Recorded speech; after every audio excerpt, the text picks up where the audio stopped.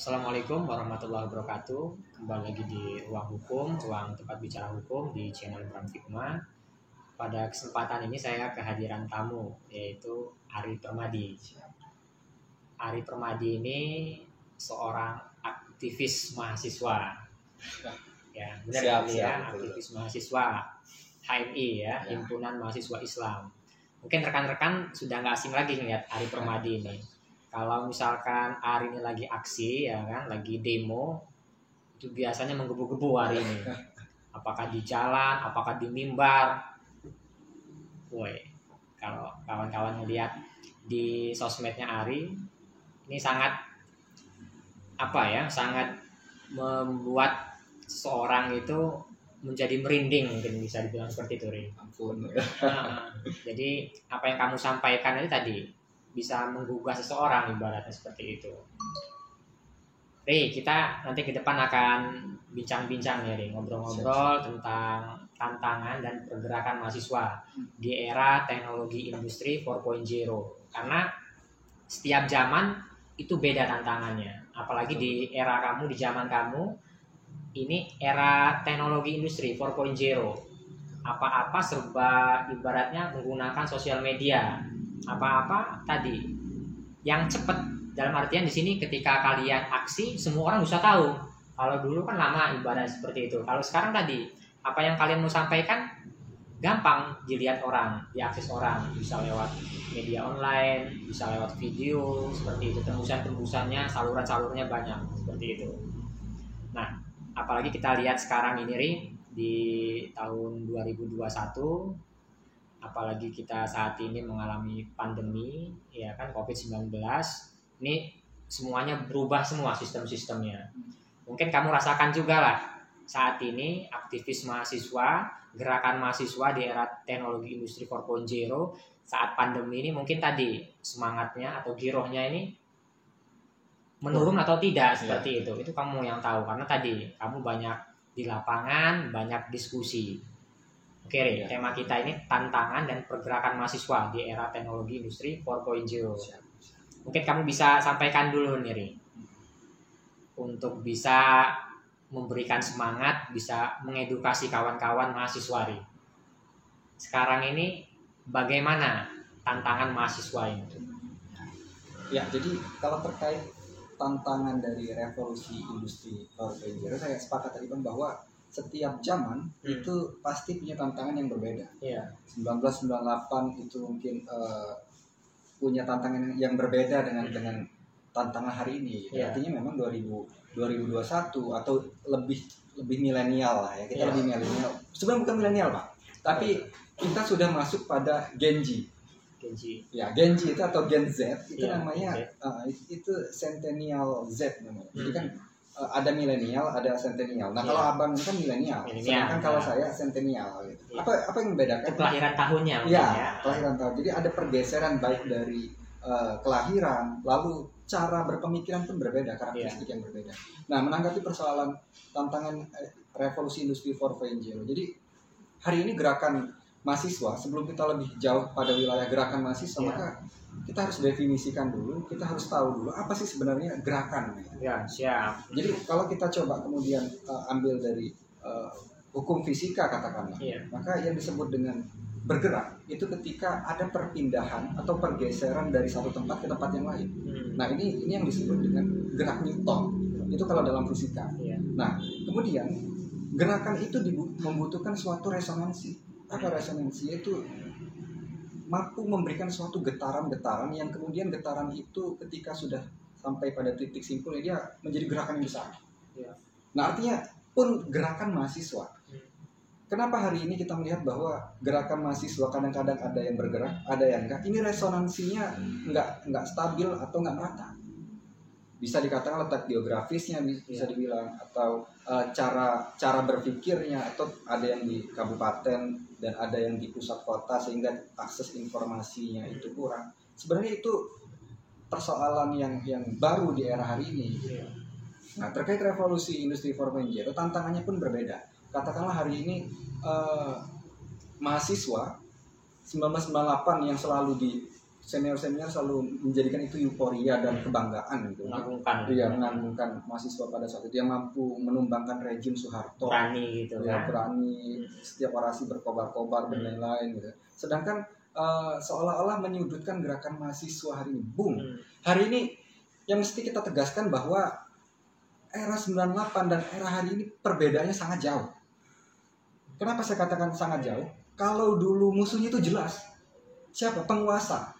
Siapa? Pada saat itu musuhnya ya rejim 1998 yang terkenal dengan otoriternya kan. Sehingga pada saat itu Soeharto. Sehingga ada sama rasa pada saat itu. Nah, sedangkan tantangan kita di hari ini adalah melawan apatis. Jadi tantangan dan gerakan mahasiswa hari ini yang sulit adalah bagaimana kemudian memberikan suatu doktrin kepada mahasiswa-mahasiswa baru, kepada calon-calon aktivis ini buat satu frekuensi, bertanah air satu, tanah air Indonesia, berbangsa satu, bangsa Indonesia, berbahasa satu, bahasa Indonesia, gitu. Yang selalu menjunjung tinggi nilai-nilai kan itu sangat sulit ya, dikarenakan apa ya?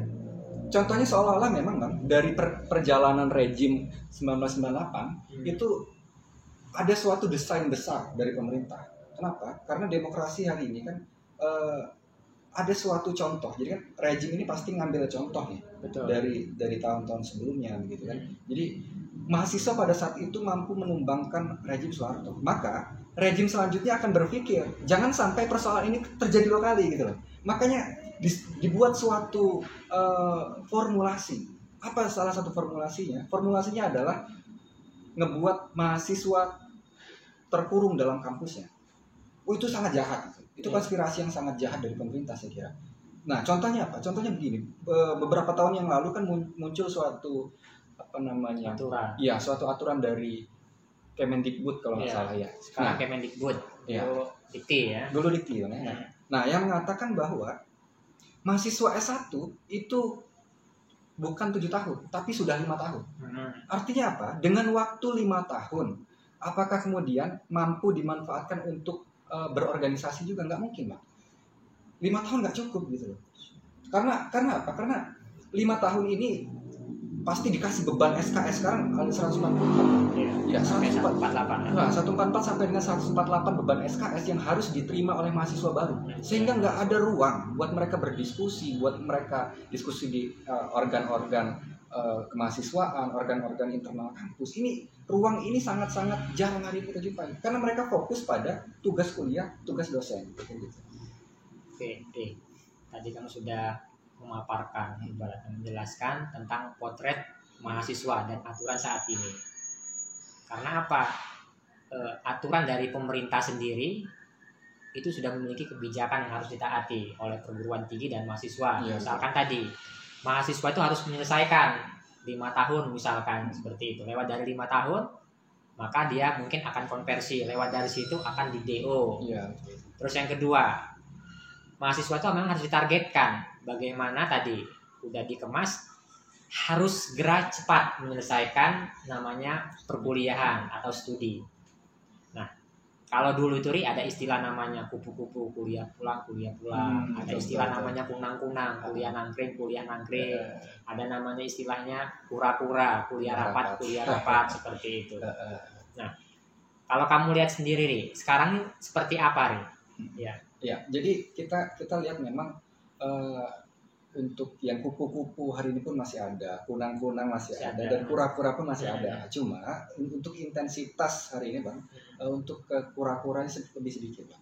Artinya begini, kenapa saya katakan lebih sedikit? Dari tantangan-tantangan yang kita jelaskan tadi bahwa seolah-olah ada agenda besar dari demokrasi yang ada di Indonesia untuk mengkebiri gerakan mahasiswa. Nah, sehingga dari sini mahasiswa baru ini apatis, Bang. Apatis dalam hal ini, cuek. Dia nggak mau tahu tentang organisasi, dia nggak mau tergabung dalam organisasi karena mindset yang ada di mahasiswa baru adalah bagaimana gua cepat selesai, bagaimana gua nilai gua bagus dan cepat kerja. Betul. Sehingga orientasi kalau kita kemudian arahkan pada misalnya kayak salah satu tokoh pendidikan kita itu Ki Hajar Dewantara kan, tujuan pendidikan itu untuk keselamatan dunia dan akhirat. Betul. Nah, itu poin kesimpulannya. Bukan untuk kerja, bukan untuk nilainya besar, tetapi lebih daripada itu. Tapi kan sekarang orientasi terjadi pergeseran orientasi yang sangat pragmatis, sehingga untuk berorganisasi mereka ini daripada gue buang-buang waktu, mending gue ngerjain tugas dengan waktu yang sangat simpel, dengan waktu yang sangat sedikit, daripada nanti gue banyak bayarnya mahal, habis itu beban dari orang tua, ini banyak masa. Ya udah gue fokus aja buat akademis. Padahal nanti ketika dia fokus di akademis dan mengikuti doktrin yang kerja dapat nilai bagus, kerja dan menikah, itu nanti jadi apa? Jadi ada salah satu riset Bang yang mengatakan ketika kita itu masuk pada orientasi kita adalah kerja, jadi rumusnya pegawai PT atau pabrik-pabrik ini kan setiap tahun itu pasti ngebuka lapangan pekerjaan, iya, betul. Dan juga mengeliminasi juga orang-orang yang sudah tidak produktif. Betul. Nah, sehingga begini, dalam setiap 1 tahun di seluruh Indonesia ini ada puluhan bahkan ratusan ribu wisudawan. Pertanyaannya, kalau misal mindsetnya sama untuk kerja, pasti mereka bakal berkontestasi buat kerja di pabrik-pabrik ini. Gitu. Pertanyaannya, ini siapa yang diuntungkan? Yang diuntungkan adalah pabrik-pabriknya. Kenapa kok pabriknya yang diuntungkan? Karena mereka bisa menseleksi, mensortir barang yang bagus, orang yang bagus dengan gaji yang apa adanya. Gitu. Jadi bukan lagi persoalan keahlian yang dikedepankan, bahkan ada yang nyogok dan lain-lain. Nah ini efek dari ketika kita mengikuti doktrin yang cepat kerja, cepat kuliah dan cepat nikah, gitu. Dan nggak sesurga yang kita bayangin gitu. Oke, jadi tadi kalau misalkan mahasiswa dari dini mau dia berorganisasi, berarti banyak manfaatnya. Iya. Oke, Ri, lanjut Ri. Kamu ini kan sebagai aktivis, kalau di luar itu istilahnya singa mimbar. Wah, kalau ngomong mantep kayak gitu ya kan, semangatnya, girohnya buat orang itu, pengen lihat kamu seperti itu. Nah, kenapa tadi Ri kamu terpanggil menjadi aktivis? Ya, jadi kalau sebenarnya lagi-lagi saya mau katakan bahwa jadi aktivis itu berat. Makanya saya agak beratan kalau nama label aktivis itu dikasih saya. Ya. Aktivis kan itu aktif ibaratnya seperti itu ya kan, selalu mau bergerak kayak gitu. Jadi memang kalau kita coba ambil dari senior kita terdahulu gitu, yang namanya sering disebut sebagai aktivis, ya. Kayak ada Tan Malaka, Soeharto gitu, yang memang mereka punya idealisme yang tinggi. Mereka punya suatu keyakinan terhadap suatu kebenaran dan tidak mau direkonsiliasi, dan tidak mau dinegosiasi. Kalau dia salah ya salah, kalau dia benar ya benar. Independen, mandiri, mandiri, punya integritas ibaratnya. Saya pernah diskusi dengan salah satu senior saya kan, bahkan beliau mengatakan bahwa kalau kamu siap jadi aktivis, maka kamu harus siap pulang dengan kain kafan. Nah, dari sini saya coba langsung bergetar tuh, coba. Kenapa? Artinya jadi aktivis itu nggak semudah kayak yang orang sebut gitu. Artinya dia harus siap miskin yang pasti, siap berlawanan dengan penguasa, siap dia bahkan siap terbunuh gitu. Makanya siap pulang dengan kain kafan gitu. Nah, saya potong Bi. Aktivis ini yang saya pelajari dari rekan-rekan aktivis ya. Biasanya mentalnya bagus karena apa? Dia objektif. Ketika ada orang berbicara, yang penting dia memang benar sesuai dengan fakta. Aktivis harus bisa toleransi, harus bisa menerima seperti itu, walaupun seperti apa, ya kan?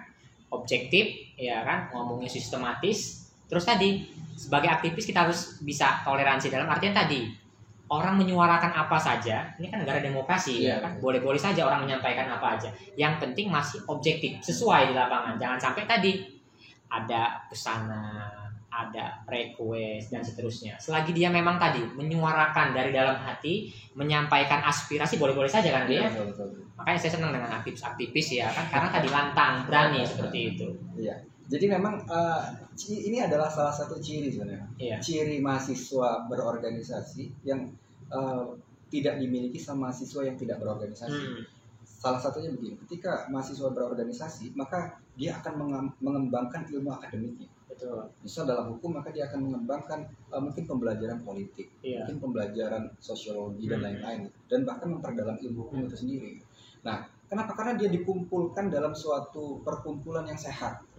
Perkumpulan yang sehat adalah perkumpulan yang memang dia perkumpulan itu menghasilkan suatu solusi dari setiap persoalan. Betul. Nah, inilah yang saya katakan bahwa mahasiswa yang punya kemampuan berpikir kritis, objektif, itu adalah mahasiswa yang memang benar-benar berorganisasi. Cocok ya. Nah, Jadi ini pun mudah-mudahan jadi pesan buat teman-teman mahasiswa baru kan, artinya begini, ketika misal dia menjadi mahasiswa tetapi dia tidak berorganisasi, maka sama aja dia menjadi siswa pada saat sekolah menengah atas atau sekolah mendengarkan aja. Iya, dia ngikut kata followers seperti itu. Nah, sampailah aktivis itu jadi follower, ya kan, atau istilahnya ya ikut arus aja kayak gitu. Jangan sampai aktivis itu harus punya pendirian. Ya, kalau dari Yunani itu ada, dari Cicero ada istilah namanya Homo homini lupus, manusia itu serigala bagi manusia lain. Mungkin kamu sering ketemu di lapangan. Kalau kita lemah dimakan gitu sama kawan. Kalau kita tadi nggak punya pendirian, ya kan, nggak punya keyakinan, lewat kita seperti itu. Makanya ada istilah politik itu kejam seperti itu. Terus juga ditambahin sama Cicero, Homo homini socius, manusia itu manusia bagi manusia lainnya. Artinya tadi manusia itu tadi harus bisa membuat, ya, manusia itu harus bisa bergotong royong, manusia tadi harus berbuat kebaikan untuk sesamanya, seperti itu. Ri, lanjut lagi Ri, tentang masalah isu-isu, ya kan, tentang masalah pergerakan mahasiswa. Apa Ri yang kamu soroti saat ini, Ri? Ya, jadi sebelum saya masuk ke isu, saya coba simpulkan tadi dari gerakan. Ya, siap, nggak apa-apa. Biar kawan-kawan yang nonton tahu. Iya, jadi gerakan itu bisa muncul, gerakan mahasiswa itu bisa muncul ketika ada resonansi yang memang benar-benar memicu keterpanggilan dari mahasiswa. Resonansi suara-suara. Iya, ada gema-gema isu, panggilan isu-isu nasional yang mengharuskan mahasiswa itu turun ke jalan. Nah, ini dibutuhkan juga, harus ditangkap dengan mahasiswa baik tingkat daerah sekalipun. Artinya harus dengan sumber informasi harus lebih dicari tahu, dan harus jangan gagap gitu loh. Kadang-kadang mahasiswa kan gagap untuk bergerak gitu. Nah, sehingga itu nanti akan membentuk suatu perkumpulan. Nah, perkumpulan dengan satu visi yang sama, yaitu makanya muncul gerakan kan ramai-ramai, nggak mungkin dia bergerak sendiri. Betul, benar-benar. Nah, atau lebih sederhana kita sebut mereka bisa berorganisasi. Mereka punya aliansi untuk memperjuangkan suatu isu yang sedang berkembang. Bisa menyuarakan. Iya, dia bisa menyuarakan. Lewat apa aja ya? Ya, siap. Nah, oke, kalau untuk itu kesimpulan lah Bang ya. Iya, siap. Untuk gimana memunculkan suatu gerakan. Nah, terkait pertanyaan Abang tadi yang itu tadi. Yang kita soroti. Iya, yang disoroti. Iya, sebenarnya ini bukan sorotan saya juga, tapi sorotan seluruh mahasiswa di Indonesia bisa dikatakan. Kita sedang mengalami duka. Dari pergantian tahun 2020 menjadi 2021, ini seolah-olah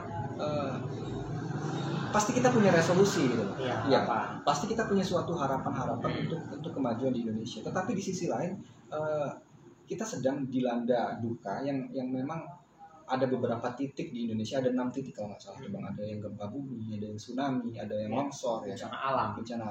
Nah, ini yang membuat mahasiswa itu mesti terpanggil.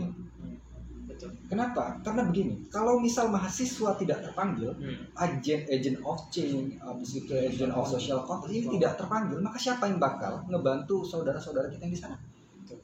Siapa lagi? Nggak mungkin dong mau dosennya kan gitu. Dosennya kan memotivasi biar si mahasiswa bergerak nih gitu. Nah, artinya terpanggil dia ya. Iya, ada suatu panggilan yang memang hari ini mengharuskan mahasiswa bukan cuma di Lampung Utara tapi seluruh Indonesia harus bersama-sama bergotong royong untuk meringankan beban-beban saudara-saudara kita yang sedang terkena musibah. Makanya untuk beberapa hari ke depan insya Allah HMI akan mengadakan galang dana. Kita coba buat posko kerjasama dengan instansi terkait, buat posko di Payamas lah gitu. Nah itu gerakan selanjutnya ke depan. Oke, bagus berarti ya. Jadi tadi kamu di organisasi kamu tadi terpanggil ya untuk membantu, istilahnya volunteer juga, ya kan, relawan, untuk bisa menghasilkan apapun yang dihasilkan disalurkan kepada orang-orang yang memerlukan bantuan. Seperti itu. Ri, tadi tuh tentang masalah bencana alam tadi kan, dari mahasiswa inilah, dari aktivis inilah untuk bisa menggerakkan. Nah, kamu sering juga Ri mungkin lihat di sosmed, di televisi, aktivis-aktivis ini tadi ketika di bawah dia keluar-keluar, ketika di bawah dia lantang, berbicara apa aja seperti itu. Tetapi tadi ketika dia dekat dengan penguasa, dekat dengan siapa kira-kira yang memang di situ memiliki power ya kan dari segalanya, nanti dia akan luluh. Contohnya misalkan banyak aktivis-aktivis sekarang ya kan, ketika dia menduduki posisi di atas, di up seperti itu, diberikan jabatan sama pemerintah. Kamu nih ketua komisaris ini, kamu nih direktur ini, ya kan, kamu nih nanti ini, atau tadi nanti terobosannya, outputnya dari aktivis itu nanti hampir mayoritas lari nih ke parpol-parpol seperti itu, mengisi lumbung-lumbung seperti itu. Jadilah politisi nanti seperti itu. Nah, kalau kamu melihatnya sendiri, perspektif kamu bagaimana, Ri? Apakah nanti kamu ya kan diajak nih, digandeng, dari kamu megang ini aja, Ri, ya kan, nanti kamu nggak usah bersuara lagi, kamu aman-aman, kamu diem-diem. Kalau kamu sendiri gimana itu? Kapinya? Jadi ini memang dilematis kan ya? Iya. Jadi begini, kita katakan bahwa sumbernya adalah penguasa. Jadi begini, ketika ada gerakan mahasiswa ini kan selalu pro dan kontra. Betul. Ketika mahasiswa pro terhadap program-program pemerintah, masyarakat akan menganggap bahwa mahasiswa itu pro dengan pemerintah. Tapi dia dinilai tidak kritis dan lain-lain. Nah, ketika si mahasiswa ini kontra terhadap pemerintah, maka seolah-olah mahasiswa ini sendiri jadi radikal gitu. Jadi seolah-olah diklaim bahwa ini bakal menghancurkan konstelasi pemerintahan gitu. Nah, sehingga mahasiswa seolah-olah terjadi dilematis gitu. Jadi terkait misal ada suatu gerakan mahasiswa yang memang ada politisasi di kemudian hari misalnya. Nah, ini ya jangan dijum yang itu gitu. Tapi mari kita untuk masyarakat, untuk teman-teman mahasiswa semua, mari kita zoom in kan mana yang sebenarnya jadi substansi persoalan. Jadi free riders atau penunggang gelap yang mempolitisasi gerakan mahasiswa itu pasti ada. Tetapi bukan itu yang kemudian kita kapitalisasi. Tapi yang mesti kita zoom in adalah apa substansi dari gerakan mahasiswa. Nah, kalau terkait nanti ada dijanjikan A, dijanjikan B, misal suatu harapan-harapan gitu, ya ada ini kan suatu harapan yang sebenarnya terlalu politis. Contohnya begini, ketika ada penundaan RUU KUHAP pada saat RUU KPK dan RUU KUHAP itu kan ditunda dengan presiden. Jadi seolah-olah penundaan ini kan ada terjadi komunikasi di balik itu semua. Betul. Sehingga klaim-klaim yang kemudian menghantui mahasiswa, lu udah diamani dengan penguasa, lu sudah dinegosiasi dengan penguasa gitu. Nah, ini yang kemudian menjadi tafsir negatif.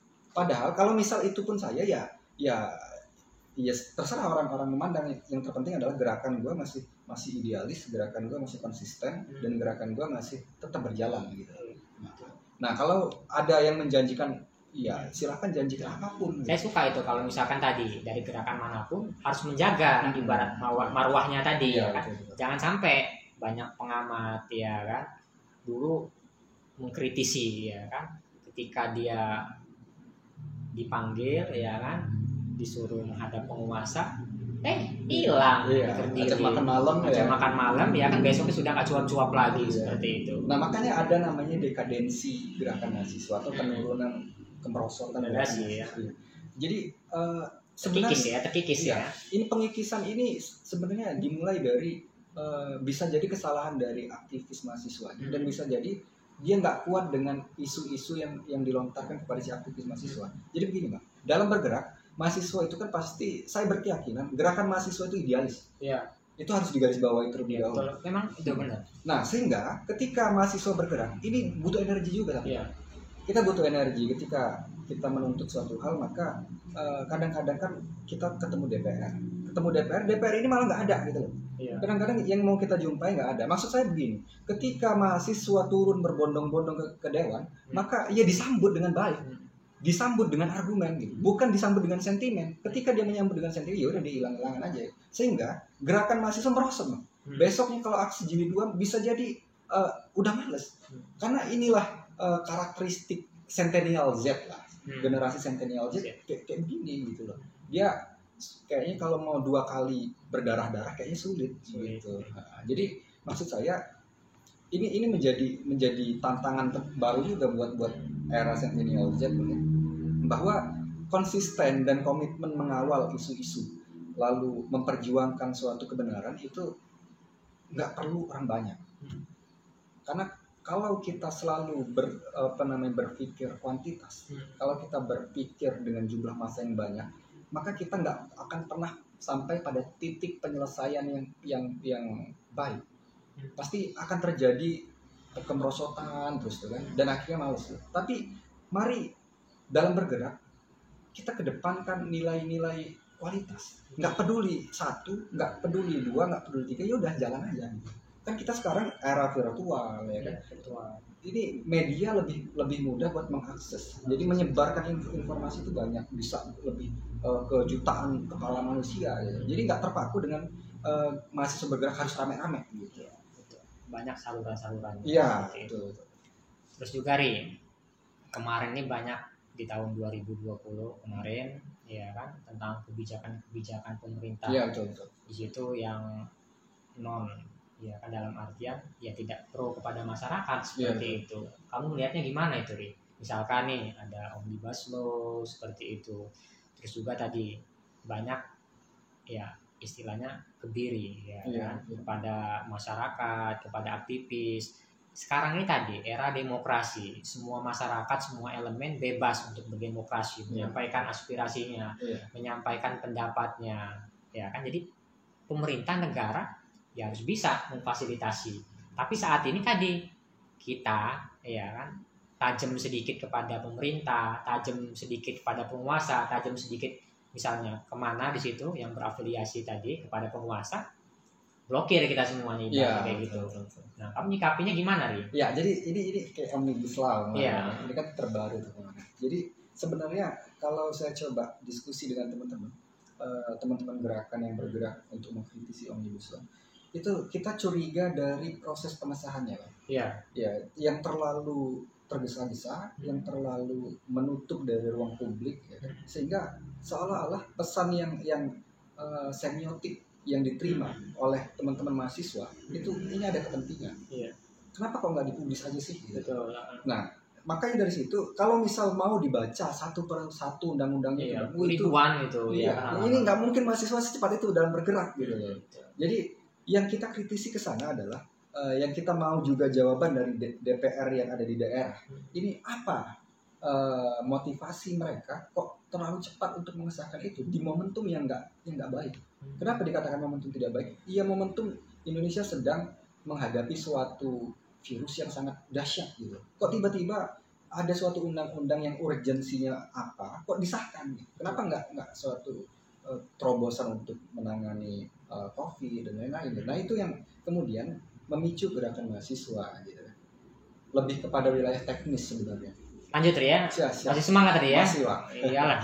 Biasa aksi di jalan, di mimbar, nyampein A, B, C sampai Z ya. Masa nggak semangat baru sebentar. Ri, kemarin dari organisasi kamu khususnya HMI aksi tidak, Ri? Melihat kebijakan-kebijakan yang sudah ditetapkan kemarin, Ri. Oh ya, jadi banyak kemarin persoalan nasional. Jadi akhir minggu yang lalu memang saya buat suatu gerakan yang cukup besar lah. Meskipun nggak besar-besar amat, cuma pengaruhnya cukup besar. Saya coba mengadopsi gerakan anak-anak Kamisan. Jadi kan anak-anak HAM biasanya tuh pakai aksi Kamisan. Nah, coba kita adopsi jadi mimbar bebas Kamisan. Nah, kemarin kita buat semua seragam hitam sama payung hitam di tubuh payung emas gitu. Nah, isu yang diangkat sebenarnya fokusnya ketiga. Ada reshuffle kabinet, habis itu penembakan laskar FPI dan korupsi. Bagus terus. Jadi ini pun menuai kontroversi. Jadi diliput sama Lampung TV ya kan. Yang lebih dijun sama Lampung TV tentang FPI. FPI ya, kriminalisasi Habib Rizik seperti itu. Jadi itu yang lebih dijunkan. Nah, dan itu menuai kontroversi, Bang. Banyak yang komen, ada beberapa puluh yang komen dan menghujat juga ya. Ya, wajar lah namanya. Mahasiswa merdeka bebas gitu. Iya, nggak boleh diserang-serang kayak gitu. Jadi apa namanya yang bertanggung jawab dalam suatu kelompok itu subsidinya banyak, Pak. Iya, subsidi isu salah satu ya, subsidi fitnah juga banyak. Nah, jadi seolah-olah masyarakat hari ini, masyarakat sosial media hari ini menganggap gerakan yang kemarin itu gerakan yang ditunggangi sama FPI, gerakan yang ditunggangi sama kepentingan-kepentingan radikal gitu ya. Saya mau katakan bahwa gerakan itu murni nilai-nilai kemanusiaan. Gerakan itu murni dalam narasi yang coba kami sampaikan di Mimbar Bebas kemarin, kami meminta Komnas HAM dan juga Polri untuk mengusut tuntas. Ketika memang terjadi kesalahan dalam hal ini FPI, ya ditindak sesuai dengan mekanisme hukum, bukan langsung ditembak mati gitu. Nah, ini kan sudah melanggar HAM juga. Betul. Dan banyak isu-isu yang kemudian hadir hari ini bahwa selongsong yang dibawa sama FPI itu diduga juga bukan punya FPI gitu. Makanya ini yang masih jadi tanda tanya dan kita tunggu terus nih, kita pantau terus gimana kesimpulan dari penembakan 6 laskar FPI. Nah itu satu. Yang kedua yang tidak kalah lebih pentingnya Bang, kita juga menjunjung persoalan reshuffle kabinet. Nah ini yang memang saya juga berpikir untuk tingkat daerah ada juga nih ketersinggungannya pasti. Kenapa saya katakan ketersinggungan? Karena ini berbicara soal instansi parpol. Nah tapi bukan parpol yang mau saya salahkan, tapi oknumnya. Jadi begini, kita tahu bahwa Pak Prabowo dan Bapak Sandi ini adalah lawan kontestasi politiknya Bapak Jokowi dan Bapak Ma'ruf. Ya kan? Jadi kita mengatakan bahwa dulu mereka berempat ini adalah orang-orang terbaik yang ada di Indonesia. Waktu saat pilpres ini. Pilpres pemilihan. Ya, jadi orang empat ini adalah orang terbaiknya Indonesia gitu. Betul. Sehingga dalam pilpres dan akhirnya kalah gitu kan. Si Prabowo kalah dan akhirnya lagi si Pak Prabowo ini masuk dalam kabinet. Dan terbaru Bapak Sandi ini menyusul Bapak Prabowo dengan dalih rekonsiliasi untuk masuk ke dalam kabinet. Artinya apa? Kabinet hari ini sudah jadi kayak Avenger gitu loh. Jadi kalau di tahun ke depan ini, 1 tahun ke depan ini Indonesia nggak maju, ini bohong. Bohong yang mereka orang terbaik gitu, karena mereka sudah menyatu kan gitu. Nah, apa yang kami kritisi? Yang kami kritisi adalah sebenarnya berdasarkan etika politik dalam berdemokrasi itu mestinya ada check and balance, penyeimbang dalam berdemokrasi. Sehingga ketika ada suatu kebijakan dari pemerintah di pemerintahan yang sah, ada penyeimbangnya. Ketika kebijakan ini tidak pro terhadap rakyat katakanlah, tidak menyentuh pada masyarakat grassroots Pak, katakan. Ini yang bisa mengontrolnya ya oposisi ini gitu. Oke, saya potong nih. Jadi sebaliknya, sebagusnya Prabowo sama Sandi ini jadi oposisi aja lah gitu. Iya, jadi kontrol dia gitu. Kalau misalkan Prabowo sama Sandi ini gabung di pemerintah, ya kita sudah tahu semua berarti gitu.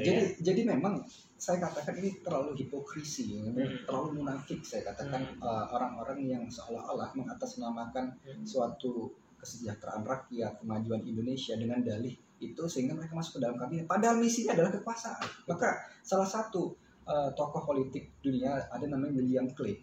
Kita mengenal William Clay itu teorinya statementnya sangat selalu dipakai bahwa di dalam perpolitikan itu tidak ada teman sejati, tidak ada musuh abadi. Yang ada adalah kepentingan.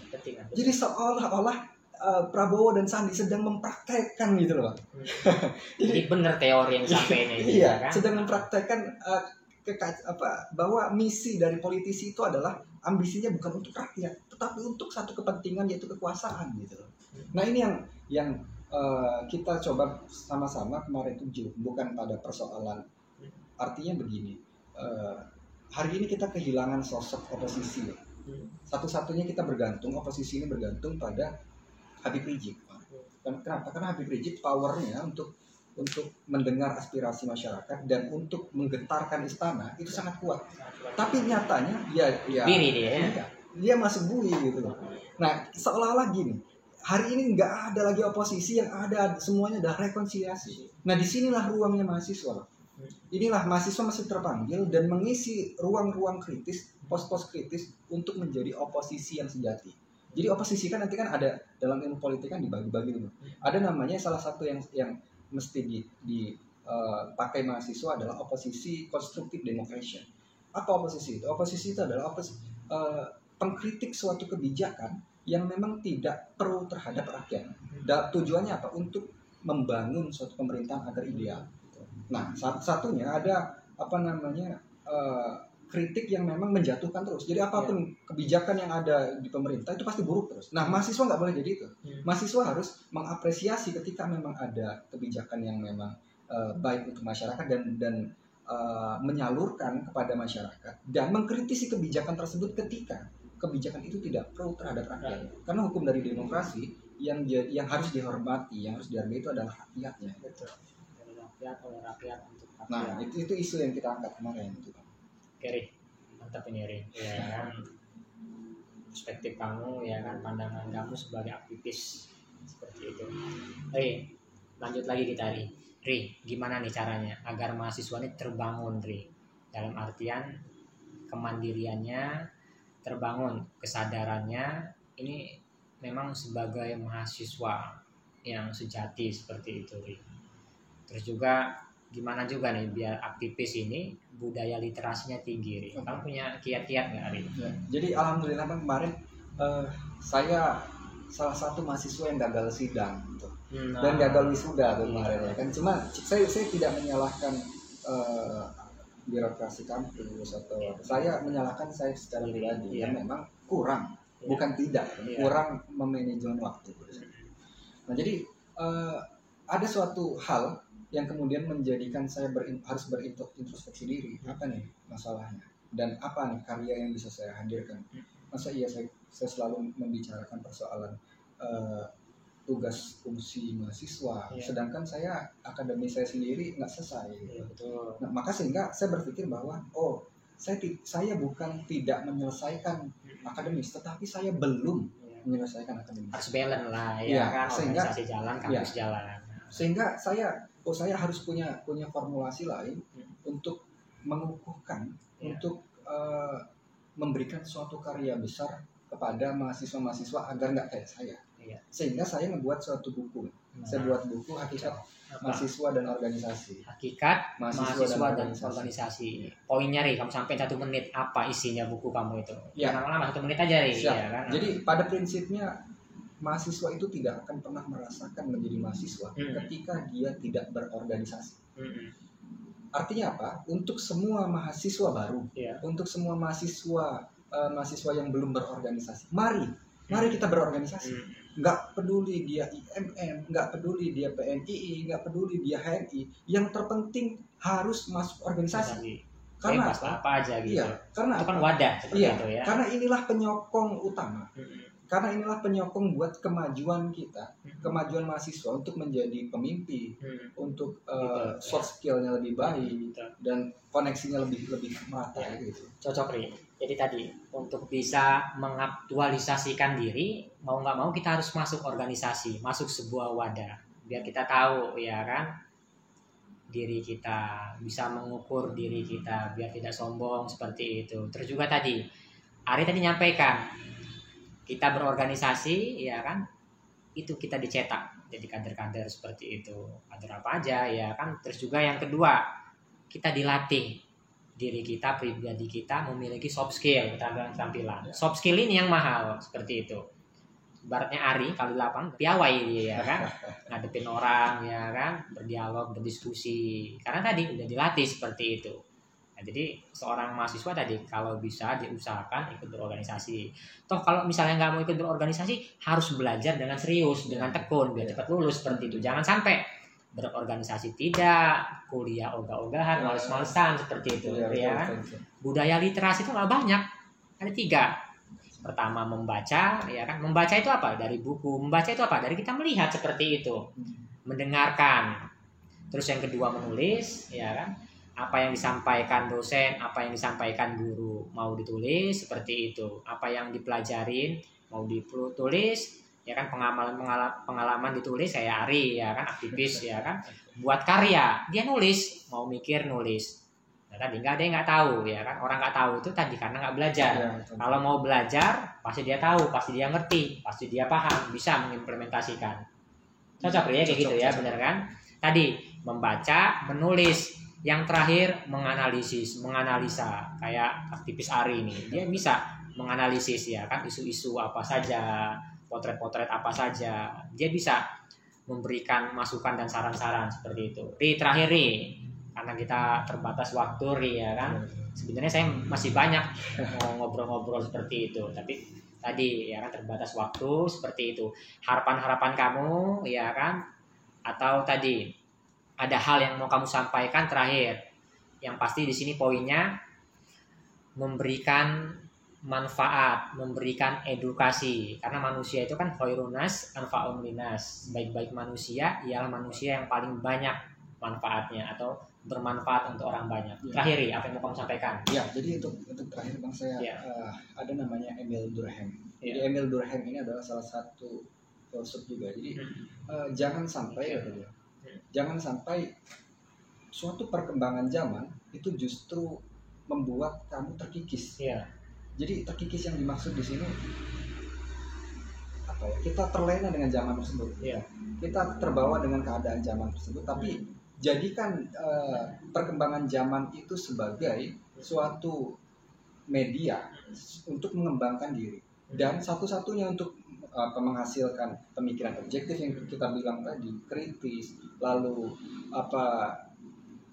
menghidupkan budaya literasi, maka mahasiswa harus berorganisasi. Ya, kita nggak lagi berbicara soal perbedaan pandangan dari organisasi. Ini sudah selesai, Pak.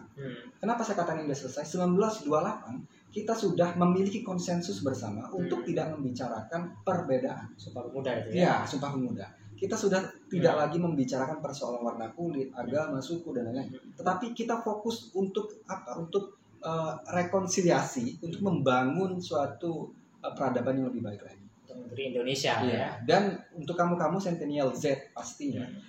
Generasi hari ini, mari kita berorganisasi dan mengeksplor diri kalian di organisasi, dan jangan lupakan kampusnya. Oke, guys, tadi jas merah, jangan sekali-sekali melupakan sejarah. Ngobrol sama aktivis ini enak, ya kan, dia belajar sejarah. Aktivis itu tadi, kalau nggak belajar sejarah, kalau dia nggak bisa ibaratnya memberikan gambaran, nggak bisa menganalogikan, nggak bisa memberi contoh, itu bukan aktivis. Aktivis itu belajar, ya kan. Hari ini tadi siang malam dia belajar seperti itu kan. Makanya jadi sekarang ini. Oke, Ri, salam sukses dulu, Ri. Siap. Oke guys, mungkin ini saja yang bisa kami sampaikan. Semoga bisa bermanfaat dan mengedukasi. Salam kepastian hukum, kemanfaatan dan keadilan. Wassalamualaikum warahmatullahi wabarakatuh.